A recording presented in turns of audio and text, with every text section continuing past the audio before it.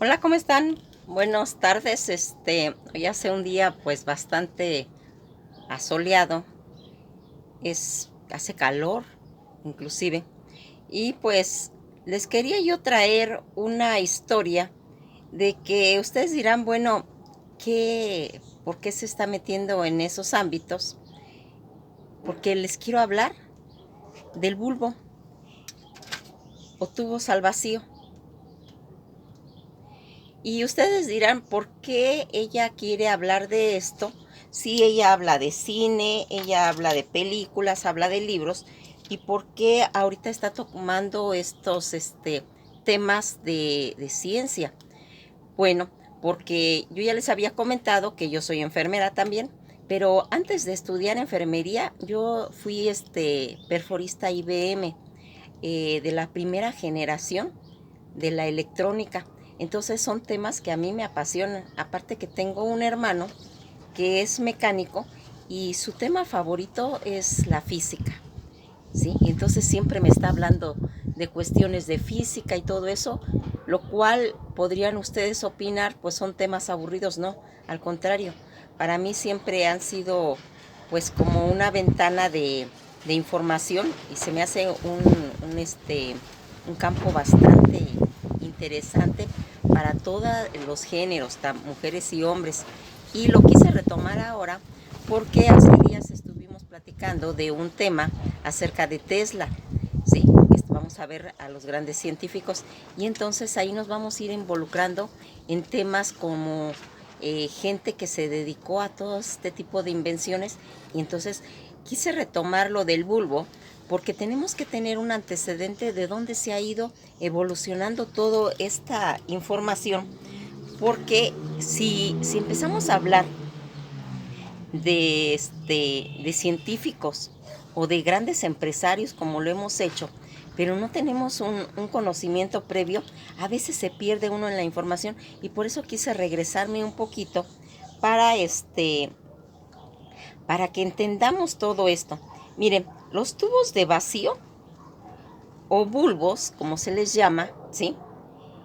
Eh, Se les conoce también porque han ido revolucionando e impulsando a los grandes avances en toda la industria de la electrónica, desde el momento de su aparición y en todos los inicios del siglo XX. Cuando el ingeniero británico de la compañía de telecomunicaciones Marconi, acuérdense que Marconi es el que le robó las patentes a Tesla, ya desde ahí, lo del radio, pero bueno, eso ya lo platicaremos. Sí, inclusive lo platicamos con Tesla. Entonces, en esa compañía de telecomunicaciones de Marconi, un hombre, un científico llamado John Ambrose Fleming, inventó este tubo de vacío. Él no se imaginaba que su nuevo dispositivo, bautizado como la válvula termiónica, le iba a permitir al futuro y a toda la gente una forma de comunicarse, ¿sí? Esta forma de comunicarse inalámbricamente y que llenaría pues a la música de alta fidelidad y darle esa potencia a todos esos aparatos que se usaban en las tocadas, en los sonidos, donde la gente llevaba sus instrumentos y todos sus aparatos eléctricos iban a llevar esta nueva modalidad. Esa válvula Fleming, como también se le conoce, era un dispositivo de dos terminales que actuaban de una manera similar a lo que hoy conocemos como los diodos. Era un avance sobre ese primitivo de bigotes de gato que se usaba hasta ese momento, sin ser sin ser perturbado por el aire. Los electrones saltaban de una terminal a otra de los componentes a través de una separación, pero solo en un sentido. Esto permitía que la corriente alterna pudiera ser modificada y convertida en la corriente directa. A pesar de todo, pues este hombre no le sacó mucho provecho a todo el tubo, ¿sí? En la electrónica, aunque él es considerado como el padre de la electrónica moderna. No le sacó provecho a todo ese potencial que podía haberle sacado a este tubo, porque este tubo se le podía haber hecho más, pero él lo dejó hasta ese hasta ese nivel, hasta que va a llegar después, muchos años después, un inventor llamado Lynn de Forest. Este le va a añadir una clave que va a transformar a todos los diodos termiónicos en un trío, o sea, le pone otro más, otro diodo, y Flores nombra este nuevo dispositivo como un audión. Este audión hacía mucho más que rectificar la corriente. En esta forma, que era una forma pues realmente muy sencilla, este tubo de vacío de triodos es un bulbo de vidrio, que es lo que yo les estoy enseñando. La gente de ahora tal vez ya no los conoce, ¿sí? Porque ya están acostumbrados pues ya a ver otro tipo de mecanismos, de herramientas, ¿sí? Pero en nuestra época la gente de 40 años no, de 50, sí los conoció, ¿sí? Entonces, estos son los tubos al vacío, ¿sí? Habían de varios tamaños, habían inclusive hasta unos más chiquitos que estos. Estos se podía decir que eran los medianitos, pero había unos más grandes. Todos estos tubos al vacío, ¿qué es lo que iban a hacer estos? Este tubo al vacío, que contenía 3 componentes centrales, conocidos como electrodos. Ese electrodo con una carga negativa llamada cátodo es la parte que resplandece, o sea, es la que se prende.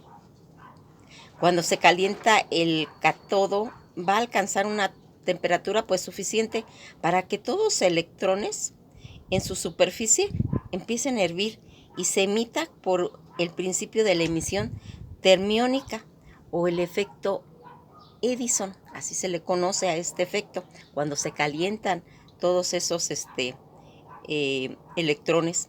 Estos electrones, cuando se calientan, son atraídos hacia una placa cargada positivamente llamada ánodo, entre otras de las partes del tubo. Pero principalmente aquí, como se dan cuenta, ahí están esas placas, ¿sí? Son las que se van a calentar, ¿sí?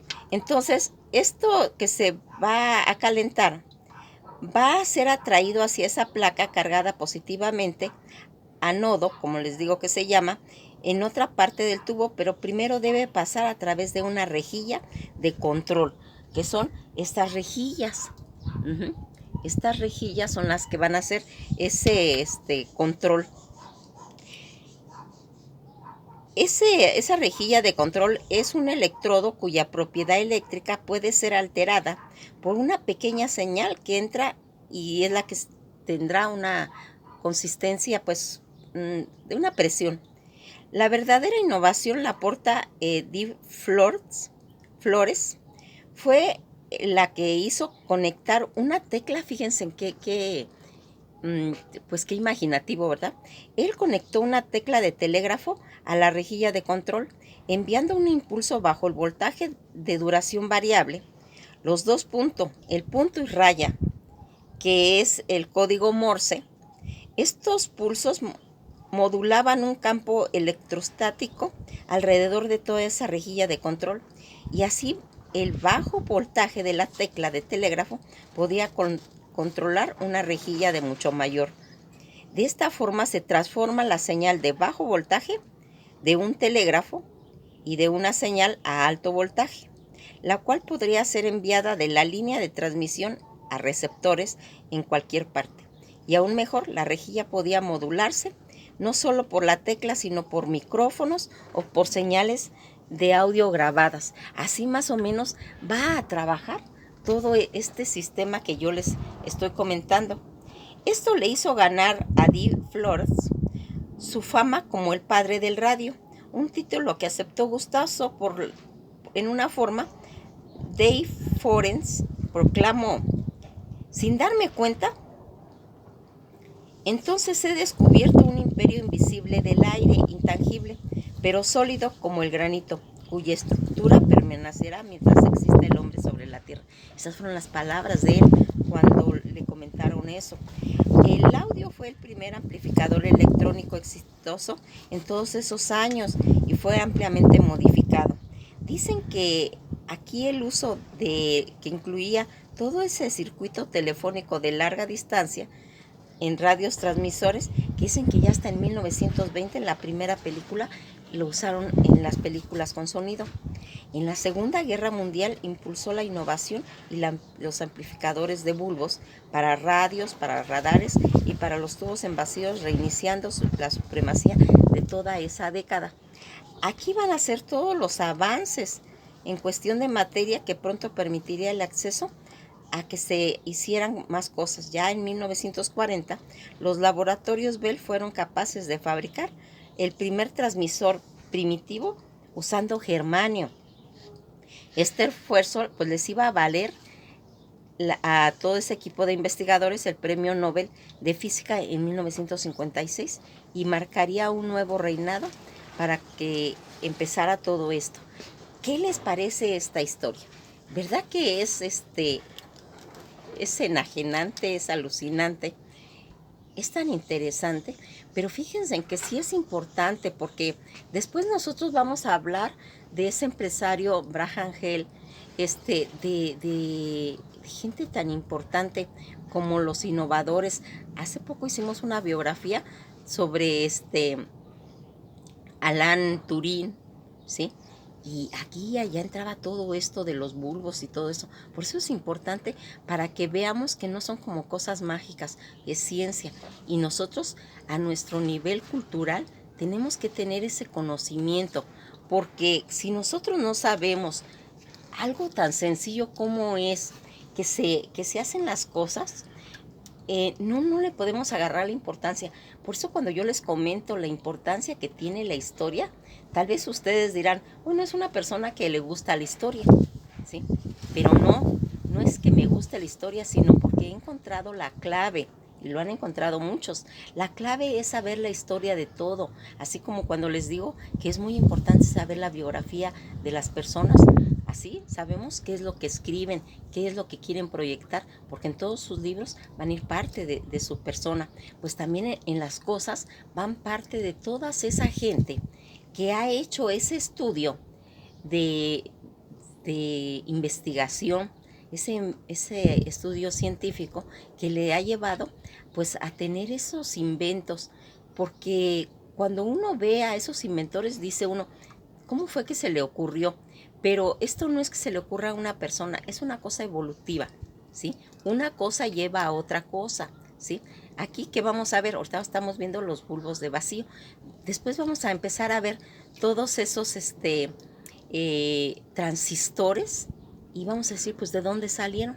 Pues es una evolución del bulbo, ¿sí? Que vamos a ir viendo para que tenga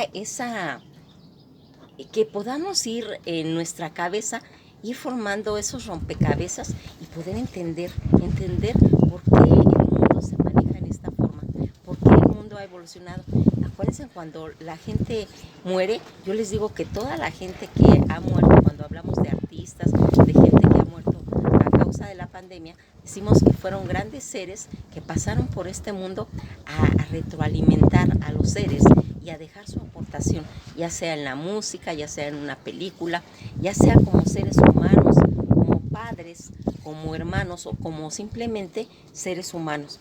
Entonces aquí todo se une, aquí todo se va a ir haciendo como ese maravilloso engranaje de un reloj, ¿sí? Aquí vamos a ir viendo por qué esas grandes mentes llegan a esas conclusiones, porque no se les ocurrió a una, es una evolución, es una mente colectiva, y que hace que nosotros ahorita pues tengamos tantas cosas inventadas. Y que una de las características que tiene el hombre, sí, no tanto como hombre en general, sino hombre en género, hombre y mujer, el hombre tiene esa inquietud, el hombre quiere investigar, quiere crear, ¿sí? Está dotado de esa testosterona que hace que sean competitivos y que puedan llegar a lograr grandes cosas. Pues esto ha sido todo por hoy y nos veremos en el próximo video. Pásenla muy bien y siempre pregúntense de todo. ¿Por qué el cielo es azul? ¿Por qué los mares tienen aguas verdes? ¿Por qué las plantas son verdes? Todo hay que preguntarnos, porque ahí está el secreto de la vida.